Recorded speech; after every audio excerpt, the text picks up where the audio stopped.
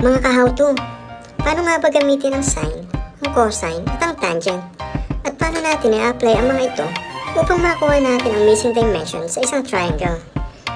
At ano rin ba ang tinatawag na SOHCAHTOA?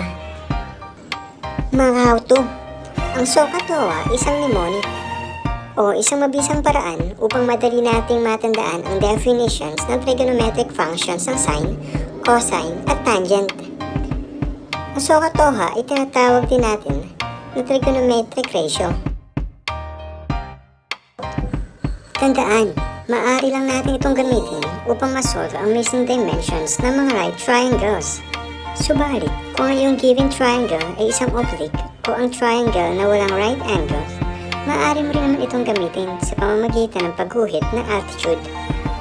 Pero pag-uusapin natin yan sa mga susunod nating videos. Balik muna tayo sa topic. Sa ngayon, alamin muna natin kung ano ang ibig sabihin ng mga letter sa SOHCAHTOA. Ang S ay sine, ang C ay cosine, ang T ay tangent, ang O naman ay opposite, ang H ay hypotenuse, ang A ay adjacent. Ngayon, paano naman natin ma-identify kung nasaan ang opposite, hypotenuse, at adjacent sa isang given right triangle? Ito ang mga kailangan niyong tandaan upang madali niyong ma-identify ang mga ito. Ang laging katapat ng given angle o ang missing angle ay ang opposite. Lagi namang katapat ng right angle o ng 90-degree angle ang hypotenuse. At ang natitirang linya naman na katabi ng angle ay ang adjacent. Tandaan, ang lokasyon ng opposite at ang adjacent ay nakadepende base kung nasaan ang posisyon ng given o ng hinahanap na angle. Maaari silang magkapalit. Subalit, ang hypotenuse ay mananatili at hindi magbabago. Ngayon, alamin naman natin ang mga formula sa likod ng SOHCAHTOA bago natin ito gamitin sa pag-compute ng isang missing dimensions ng triangle. Ang SO ay katumbas ng sine theta is equal to opposite over hypotenuse.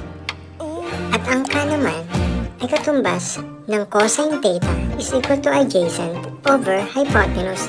Samantalang ang TOA ay katumbas ng tangent theta is equal to opposite over adjacent.